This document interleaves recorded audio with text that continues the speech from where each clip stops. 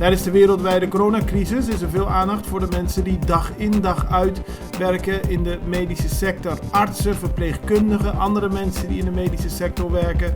Daar is veel aandacht voor. Gisteren in Casgrandi gaven enkele bewoners een applaus voor deze bijzondere groep. Wereldwijd wordt er aandacht aan besteed. Ook in Nederland en in andere landen in Europa was er applaus te horen.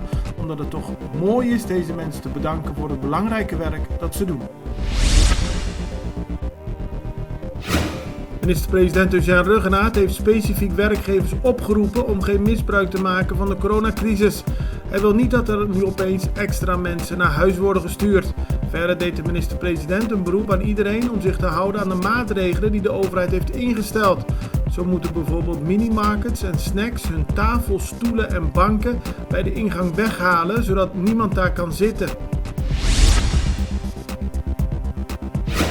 De Canadese man die afgelopen zondag omkwam in zijn hotel op Curaçao was niet besmet met het coronavirus.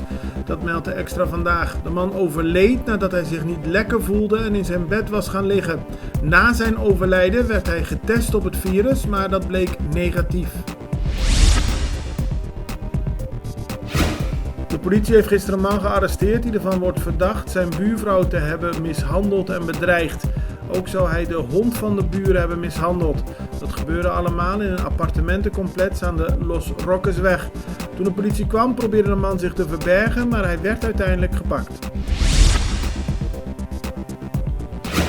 Het cruiseschip MS Bremer heeft een nieuwe haven gevonden. Het cruiseschip was op 10 maart op Curaçao. Toen werd er getest en bleken er 5 mensen besmet met het coronavirus. Daarna vertrok het van Curaçao, maar werd het in alle havens geweigerd.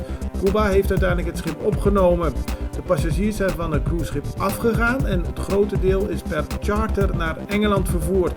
De mensen die besmet zijn, dat zouden er ongeveer 10 zijn opgenomen in het ziekenhuis in Cuba. Met Extra Journaal blijft u in het Nederlands op de hoogte van de laatste ontwikkelingen op Curaçao. Duidelijk, objectief en actueel. Nu ook met updates gedurende de nieuwsdag.